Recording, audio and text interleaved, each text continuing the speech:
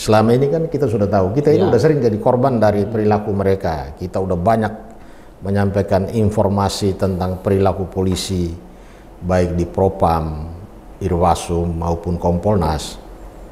Tapi reaksi atau respons mereka terhadap laporan masyarakat itu sangat mengecewakan. Bahkan untuk ketemu mereka aja kalau kita tidak ngemis-ngemis, kita tidak dilayani. Iya. Dan faktanya sekarang baik Polda Jawa Barat maupun Bareskrim Polri menyatakan membentuk tim untuk melakukan pengajaran. Iya. Itu artinya berarti 8 tahun, selama 8 tahun ini barang tidak jalan.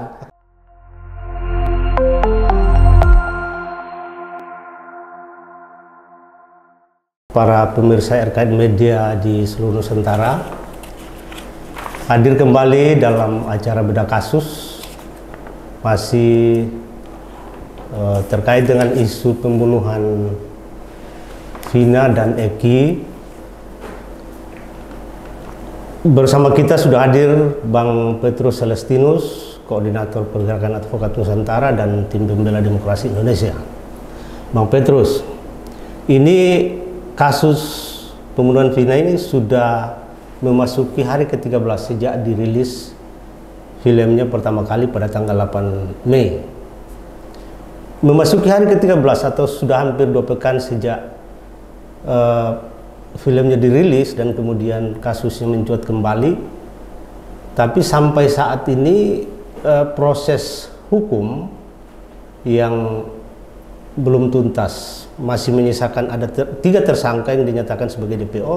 Sampai saat ini belum ada perkembangan yang signifikan dari pihak berwajib, dalam hal ini kepolisian. Tetapi justru banyak rumor atau mungkin juga spekulasi, tetapi juga ada informasi karena disampaikan oleh orang yang punya kapasitas, khususnya oleh keluarga pengacara dari keluarga korban, yang menuduh salah satu DPO ini adalah anak mantan Bupati Cirebon.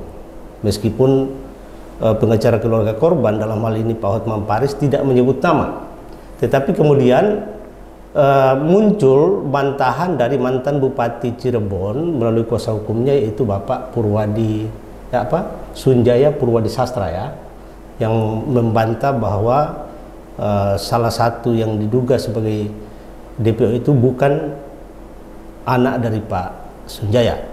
Bang Petrus, kita mau berbincang kira-kira kasus ini yang sampai saat ini tidak jelas perkembangan penanganannya, siapa yang harus dimintai pertanggungjawaban kira-kira?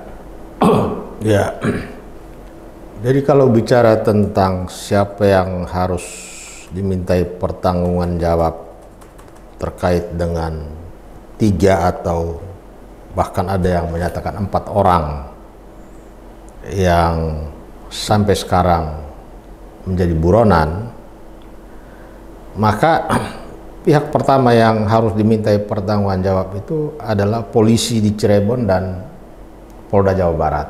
Penyidiknya, ya? Ya. Mantan penyidik atau? Ya, tentu kalau kaitan dengan pertanggungjawaban jawab orang, ya berarti mantan penyidik ketika proses penyidikan pertama kali di Polres Cirebon, kemudian perkara ini ditarik ke Polda Jawa Barat, berarti penyidik atau para mantan penyidik Polda Jawa Barat yang ketika menyidik perkara ini wajib dimintai pertanggungjawaban jawab, baik pertanggungjawaban jawab pidana maupun pertanggungjawaban jawab disiplin dan etika profesi. Etika profesi. Nah, yang menarik, meskipun sudah ada tuduhan yang disampaikan oleh pengacara keluarga korban, sampai saat ini tidak ada bantahan dari pihak yang berwajib. Tidak ada bantahan terhadap tuduhan itu, tetapi juga kita tidak mendapatkan informasi bahwa ada langkah-langkah yang dilakukan oleh pihak berwajib untuk menindaklanjuti informasi itu. Ya, kita tidak tahu apakah mereka melakukan suatu langkah secara tertutup, melakukan penyelidikan dan penyidikan secara tertutup, tetapi sampai saat ini tidak ada informasi yang disampaikan kepada publik mengenai tindak lanjut atas informasi yang disampaikan keluarga korban. Karena ya kita juga apa namanya, heran juga ya, pengacara sekelas Hotman Paris kan tidak mungkin juga menyampaikan informasi yang tidak jelas sumbernya. Bagaimana menurut Bang Petrus? Ya, karena ketidakjelasan ini berlangsung sejak lama dan baru muncul kira-kira 1-2 minggu setelah pemutaran film Sebelum 7 Hari. Ya. Sehingga publik lalu kecewa, ya, geram terhadap perilaku penyidik ketika menghadapi kasus-kasus yang patut diduga di belakangnya ada orang kuat. Nah, pembiaran penanganan atau pengejaran terhadap 3 orang yang disebut di DPO itu sangat beralasan bahwa ini terjadi pembiaran. Nah, salah satu bukti bahwa ini pembiaran itu adalah Polda Jawa Barat baru membentuk tim untuk memburu 3 orang buronan ini setelah kasus ini ramai diperbincangkan oleh publik akibat pemutaran film Sebelum 7 Hari kematian Vina.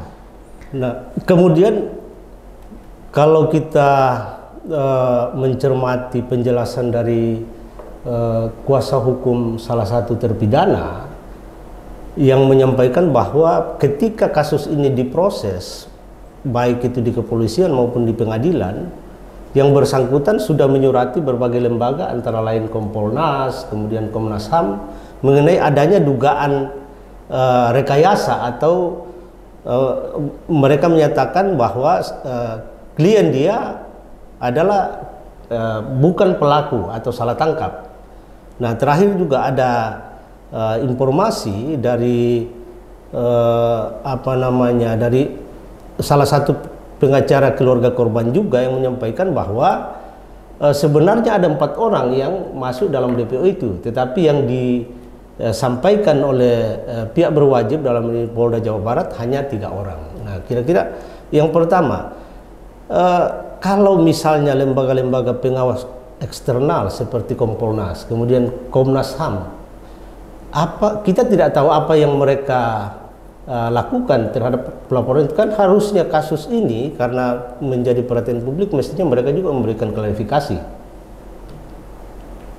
Ya, memang lembaga pengawas baik internal maupun eksternal selama ini kan kita sudah tahu, kita ini udah sering jadi korban dari perilaku mereka. Kita udah banyak menyampaikan informasi tentang perilaku polisi baik di Propam, Irwasum maupun Kompolnas. Tapi reaksi atau respons mereka terhadap laporan masyarakat itu sangat mengecewakan.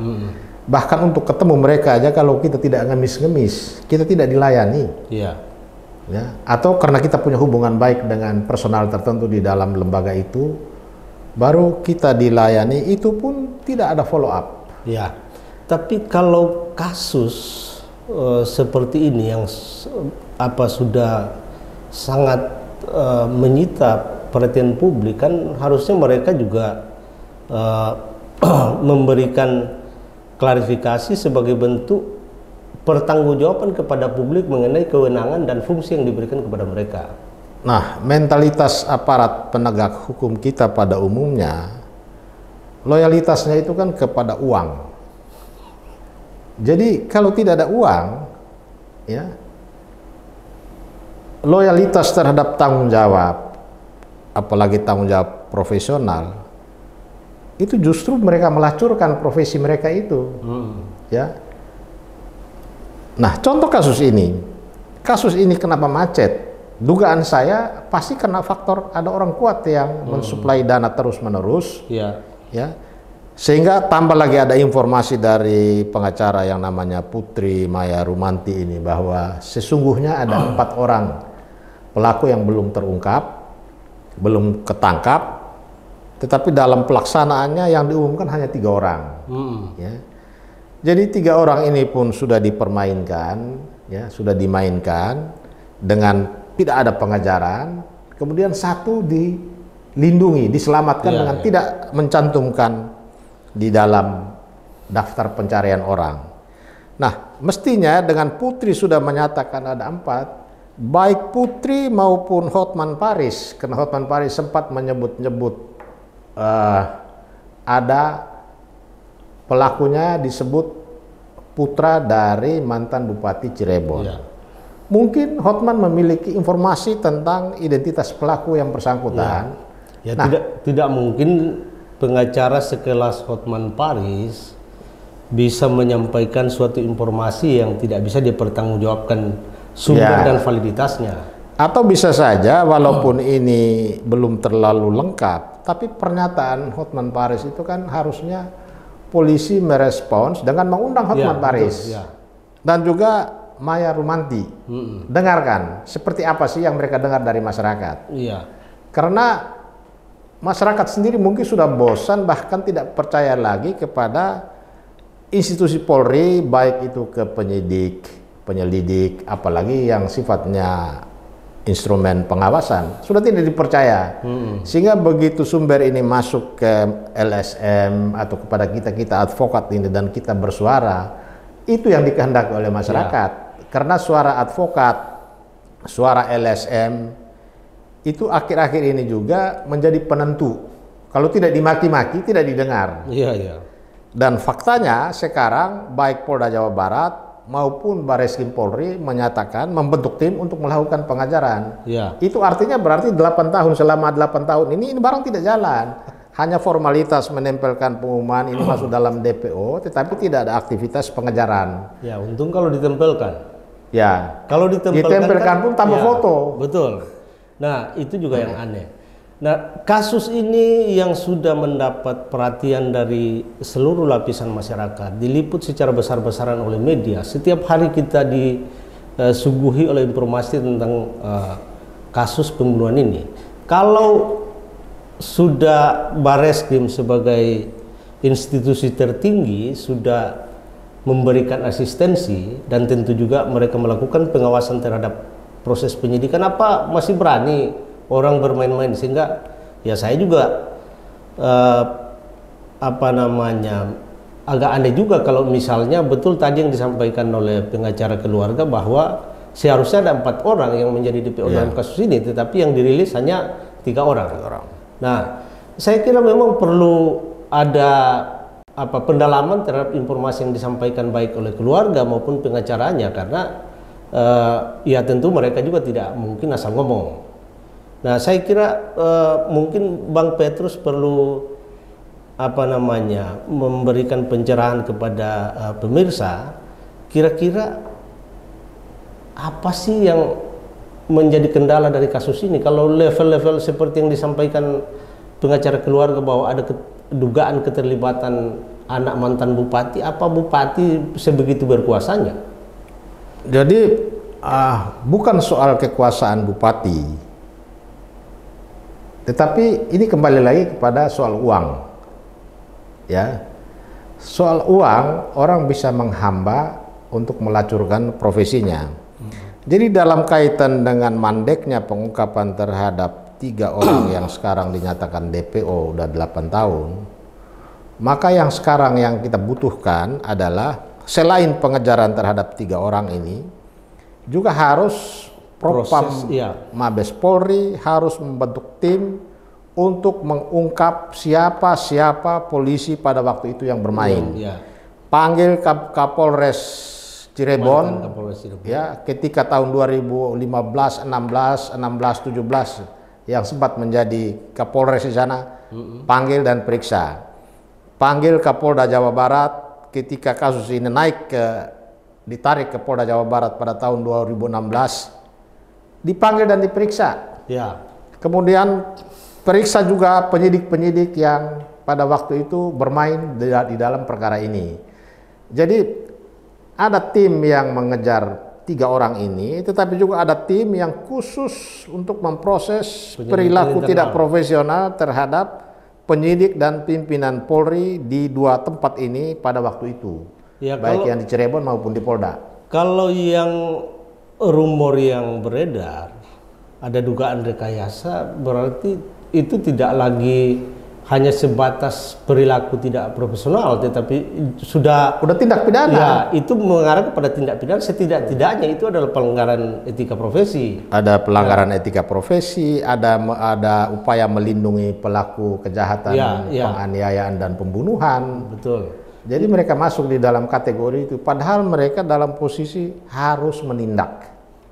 Nah, sampai saat ini kita juga tidak mendengar apa yang dilakukan oleh terutama oleh pengawas internal, dalam hal ini Irwasum,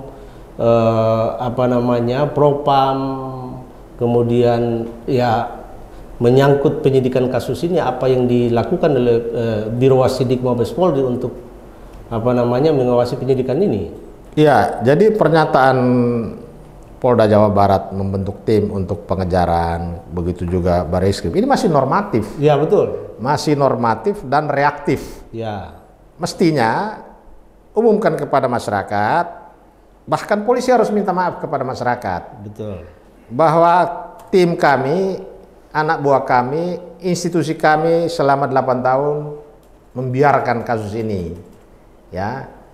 Dan sekarang karena masyarakat menuntut, ya sebagai bentuk tanggung jawab, meskipun sudah terlambat, kami melakukan pengejaran dan perburuan untuk mendapatkan 3 orang, bahkan sekarang muncul menjadi 4 orang. Ya. Jadi misteri kasus soal siapa pelakunya, ya ada informasi tentang ada yang diloloskan dan ditutup-tutupi, dikemas dengan DPO dan segala macam, ini harus diungkap secara tuntas. Kalau tidak, memang model-model kerja begini ini kan tidak hanya terjadi dalam kasus di Vina, kematian Vina. Banyak kasus lain juga terjadi semacam ini dan seperti mereka menganggap ini hal yang biasa. Ya. Kembali ke soal ini, kasus ini kan sudah demikian diliput oleh media secara luas. Sudah mendapat perhatian dari pucuk pimpinan Polri. Tetapi kalau masih ada yang berani bermain-main, apalagi ini menyangkut kasus pembunuhan, menyangkut nyawa. Kalau misalnya menyangkut nyawa lalu orang bermain-main hanya karena ada motif atau imbalan, menurut saya sudah sedemikian rusak institusi penegak dan para penegak hukum kita sehingga harus menggadaikan integritas mereka hanya karena ada motif uang atau motif. Saya kira ya kenyataan itu yang kita hadapi itu. Ya. Berbagai pemberitaan yang kita baca, kita juga dalam praktek keluhan dari klien kita. Ya, betul. Ya, kita sendiri juga seringkali mengalami itu. Saya misalnya seringkali berantam dengan penyidik itu, harus gontok-gontokan hanya karena jadi kesannya mutar-mutar. Ada satu kasus yang sedang saya tangani, jadi hanya untuk memanggil orang itu, alasannya karena orang itu tidak pernah datang ketika dipanggil. Apa polisi modelnya begitu? Kan mereka punya otoritas. Iya, jemput paksa ada. Ya, bisa dijemput paksa, tetapi ya itulah yang terjadi, yang kita alami di lapangan. Kalau kultur penegak hukum dan institusi penegak hukum kita seperti ini, lalu apa yang bisa diharapkan dari slogan-slogan promoter, presisi, hanya sebatas slogan, dan ya tentu itu kan juga ada anggarannya. Kira-kira bentuk pertanggungjawaban mereka seperti apa yang kita Jadi memang harusnya lembaga yang paling bisa bersuara tentang soal ini itu adalah Kompolnas, karena dia pengawas eksternal. Tetapi problemnya di dalam struktur personalia Kompolnas ini kan terdiri dari orang-orang pejabat semua. Iya. Bahkan mantan polisi juga ada. Dan sampai hari ini kita belum pernah dengar pernyataan dari Kompolnas mengenai soal ini. Ya. Harusnya dia masih normatif. Pernyataan mereka masih normatif. Masih normatif. Harusnya persoalan ini dia harusnya menjadi corong masyarakat, mengkritisi kinerja Polri dan mendesak supaya Kapolri segera bentuk tim khusus untuk terlebih dahulu tangkap 3 orang ini. Nah, Kompolnas, kembali ke soal Kompolnas. Kompolnas ini kan ketua Kompolnas secara ex officio adalah Menko Polhukam. Tetapi sampai saat ini banyak kasus yang selama ini dianggap mencoreng institusi Polri, tetapi juga dari zaman-zaman sebelumnya tidak ada upaya yang secara serius dan sistemik untuk membenahi institusi kepolisian. Ya, kita banyaklah kasus-kasus yang melibatkan para petinggi-petinggi Mabes Polri dan bahkan sudah dipenjara, tetapi ya kalau kasus ini masih berulang seperti ini, kultur penegak hukum institusi Polri yang belum berbenah, apa yang kira-kira saran Bang Petrus untuk? Ya, itu yang ini kan kaitannya dengan budaya hukum. Ya, perilaku aparat penegak hukum menyikapi keluhan rakyat, perilaku penegak hukum melayani permohonan pelayanan keadilan kepada masyarakat. Selama ini boleh dikatakan masyarakat sakit kepala ketika berhubungan dengan polisi. Ya. Muncul bahasa kalau dia kehilangan seekor ayam karena pencurian, maka dia harus kehilangan seekor kerbau dengan nilai jutaan rupiah, karena untuk membuat laporan pakai duit, ya untuk memanggil pakai duit, untuk menentukan pasal pakai duit lagi, untuk menaikkan ke penyelidikan duit, akhirnya duit terus. Ya, betul. Dan ini ada lagi kasus yang pengalaman saya sendiri. Saya melaporkan satu kasus penipuan. Memang nilainya tidak terlalu besar dan sudah hampir sebulan, tapi sampai saat ini saya belum dapat panggilan untuk dilakukan pemeriksaan. Nah, kalau misalnya kultur seperti ini tetap dipertahankan, lalu kira-kira seperti apa yang kita bisa harapkan dari institusi penegak hukum? Dulu saya pernah menyampaikan ke media bahwa kalau perlu Presiden tiap bulan pecat Kapolri kalau dia tidak bisa benahi manajemen dan model pelayanan keadilan kepada masyarakat yang selama ini menjadi keluhan ini tidak diubah. Ya, perubahan-perubahan yang terjadi di dalam kepolisian itu hanya perubahan fasilitas mewah, ya, kemudahan untuk naik pangkat, ya, gaji dicukupi, peralatan kerja, kendaraan mereka semua udah punya. Kita untuk parkir kita tamu di Mabes Polri atau Polda itu kita nggak dapat. Iya, betul. Karena masuk semua ke Mabes Polri saja kita harus harus punya kartu khusus. Harus punya kartu khusus. Tetapi dalam prakteknya kan kita selalu kesulitan untuk. Jadi perubahan itu hanya soal kemewahan hidup mereka. Fasilitas. Tapi perubahan terhadap perilaku pelayanan keadilan masih nol. Jadi fasilitas menjadi lebih baik, tetapi pelayanan tidak sebaik dengan sebanding dengan fasilitas. Tidak sebanding dengan dukungan masyarakat terhadap Polri. Kita dukung terus polisi ini. Termasuk kita kritisi soal ini, bahkan cenderung kasar karena kita cinta institusi ini. Kita ingin institusi ini lebih baik lagi. Pelayanan terhadap masyarakat masih sangat minim, sementara fasilitas untuk kecukupan hidup mereka itu sudah luar biasa. Nah, ada ini enggak kira-kira gimana pendapat Bang Petrus? Kan sebelum-sebelumnya banyak kalangan yang meminta agar kepolisian ini tidak berada di bawah langsung di bawah presiden, tetapi misalnya berada di bawah Kementerian Dalam Negeri atau Kementerian Hukum.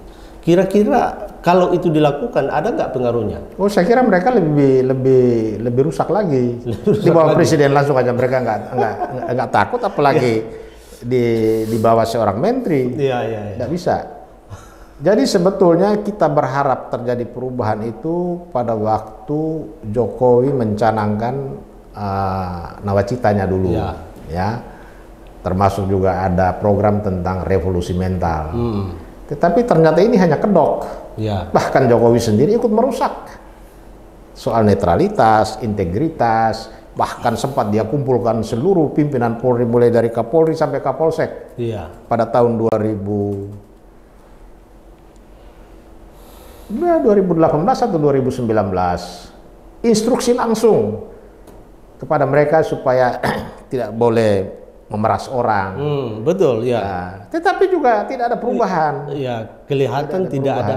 Jadi tidak ditakuti. Ya, betul. Makanya ya akhirnya kita jadi membenarkan pernyataan almarhum yang baru meninggal kemarin, bahwa Salim Said. Kita orang Indonesia ini tidak maju, tidak akan bisa maju karena Tuhan pun kita tidak takut. Tidak ada yang ditakuti. Ya, Salim Said. Dan itu benar, tidak ada yang ditakuti. Tapi kan meskipun kepolisian berada langsung di bawah kekuasaan presiden, tetapi dalam operasionalnya kan ada menteri yang seharusnya bertanggung jawab secara langsung. Misalnya Kementerian Polhukam, kan harusnya kementerian itu yang merumuskan kira-kira seperti apa pengaturan institusi Polri ini, termasuk institusi hukum lainnya agar bisa berfungsi dengan baik. Nah, kita lihat kemarin kurang apa suaranya Mahfud MD sebagai Menko Polhukam. Dia omong tentang ini, dia omong tentang itu, bahkan dia menyerahkan sejumlah nama, pentolan-pentolan pelaku tingkat atas dalam kejahatan perdagangan orang. Tapi tidak jalan. Ya, tapi bahkan kalau dia sempat menyatakan terakhir ini bahwa orang-orang ini kan, ya saya kan cuma menteri. Ya, tapi harusnya kan dari presidennya dong. Saya pun juga tidak sepenuhnya sepakat dengan yang disampaikan Pak Mahfud, karena beliau ini kan Menko Polhukam. Betul. Seharusnya dia memberikan konsep, termasuk kalau perlu memberikan draft, misalnya Perpu kepada presiden untuk membenahi institusi penegak hukum, terutama kepolisian dan kejaksaan agung yang merupakan ranah eksekutif. Tapi sampai beliau selesai lengser kan tidak jadi juga itu. Ya, jadi memang ini kembali lagi kepada siapa pimpinan yang paling tinggi, ya. Semua kita udah bersuara, rakyat kecil, media, praktisi hukum, aktivis, bahkan ya menteri juga mungkin ada yang bersuara. Jadi kembali lagi kepada siapa yang pimpinan tertinggi, karena semua dia yang menentukan, dia yang punya kekuasaan. Tapi kalau semua diserahkan ke presiden kan juga presiden. Ya kalau presidennya kasih green light, saya bahkan presiden kumpulkan semua dan perintah langsung, tidak jalan, tidak ada yang ditakuti. Jadi sepertinya kita ini hanya disandiwarakan aja. Ya, terus kembali ke soal kasus pembunuhan ini, Bang. Yang informasi dari pengacara, termasuk pengacara keluarga dan pengacara tersangka, antara lain yang pengacara keluarga sudah menyampaikan ada satu nama yang diduga anak mantan bupati. Kemudian dari pengacara beberapa terpidana juga menyampaikan bahwa klien mereka ini bukan pelaku yang sesungguhnya. Artinya mereka ini merupakan korban juga, meskipun mereka sudah divonis atas dasar proses peradilan. Bahkan menurut informasi yang disampaikan Pengadilan Negeri Cirebon, mereka ini sudah mengajukan peninjauan kembali, mereka sudah mengajukan grasi, dan semua itu ditolak. Artinya secara hukum mereka sudah terbukti sebagai pelaku. Tetapi kalau misalnya ketiga orang ini yang DPO ini tertangkap, itu bisa membuka tabir. Tetapi kalau seandainya ketiga pelaku ini tertangkap, kira-kira ada nggak upaya hukum yang bisa membuka tabir misteri kasus Vina ini? Gimana? Jadi kalau tiga orang ini tertangkap, saya kira banyak hal bisa diungkap. Ya. Terutama tiga orang ini akan berbicara tentang apakah mereka terlibat. Dan dengan tertangkapnya tiga orang ini, kita juga berharap 8 yang sudah ada di dalam itu harus berani berbicara hal-hal yang sebenarnya. Karena dalam kasus, setiap kasus yang ada aktor yang mengatur skenario proses hukum, itu kebanyakan juga orang-orang ini sudah dicuci otaknya untuk pasrah kepada keadaan yang dia hadapi di dalam. Dia setiap BAP yang disusun dia tanda tangan aja, daripada dia diperiksa berjam-jam, belum makan, ditinggal begitu aja. Akhirnya mereka tanda tangan karena nanti di sidang aja baru membela diri. Nah, ini juga menarik karena informasi dari pengacara beberapa terpidana ini menyatakan bahwa klien mereka itu bukan lagi geng motor dan bukan pelaku yang sesungguhnya. Mereka itu adalah para buruh bangunan yang sebenarnya bukan pelaku. Tetapi proses hukum kan sudah menyatakan bahwa mereka pelakunya. Nah, ada kemungkinan enggak misalnya para terpidana itu kemudian mengajukan peninjauan kembali. Lalu apakah Mahkamah Agung bisa melakukan terobosan misalnya dengan membuka persidangan kembali? Bukan berarti melakukan proses hukum kembali atas para terpidana itu, tetapi misalnya Mahkamah Agung memerintahkan Pengadilan Negeri Cirebon untuk membuka kembali persidangan dari mereka-mereka yang sudah kan peninjauan kembali bisa dilakukan lebih dari sekali kan? Bisa, untuk perkara pidana bisa karena ada putusan MK-nya tuh. Betul. Jadi kalau 3 orang ini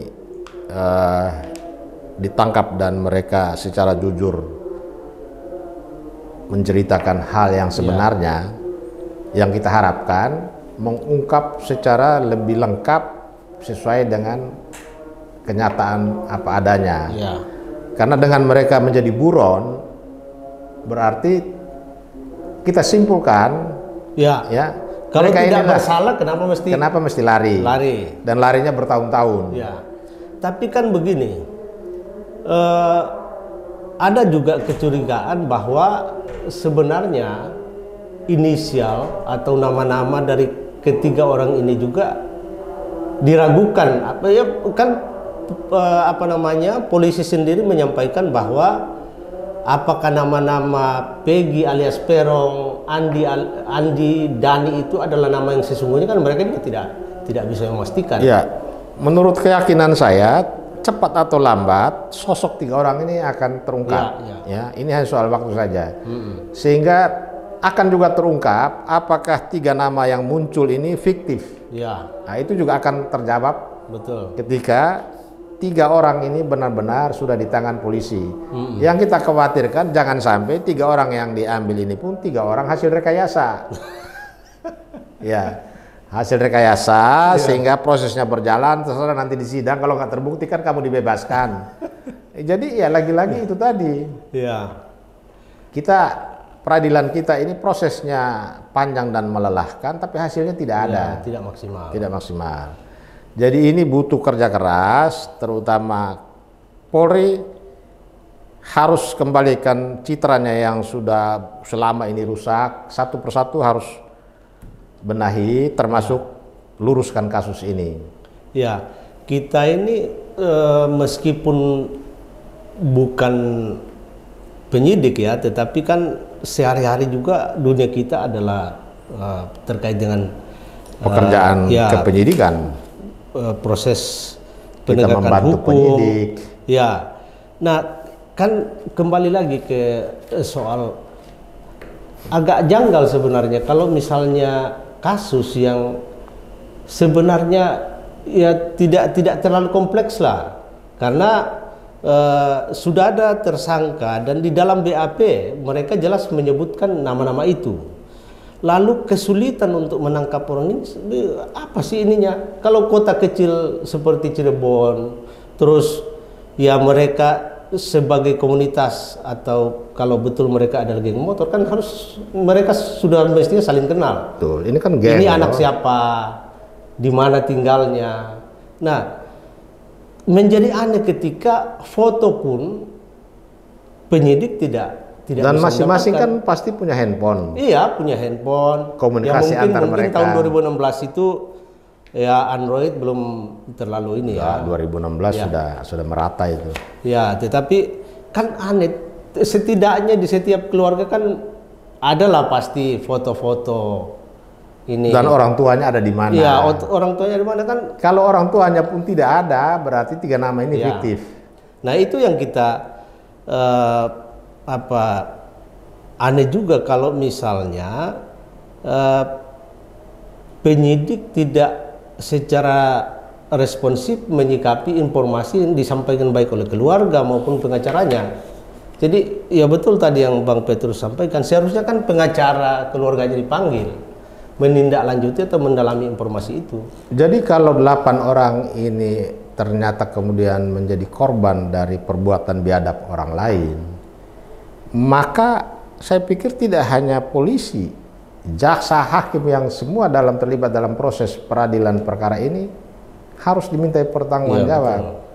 Karena memang dalam banyak kasus pun rekayasa seperti dulu kasus Sengkon dan Karta pada zaman itu pun rekayasa ini sudah terjadi. Apalagi di zaman seperti sekarang dengan kecanggihan teknologi, orang bisa melakukan segala macam rekayasa untuk mengelabui, ya, untuk mengecoh, untuk menutupi aib dan segala macam itu kan dengan mudah bisa dilakukan. Gitu. Baik. Kita sudah sampai pada penghujung acara ini dan kita akan berjumpa kembali pada kesempatan berikutnya. Terima kasih Bang Petrus atas kesempatan dan pencerahan yang diberikan kepada kita. Selamat malam. Selamat malam.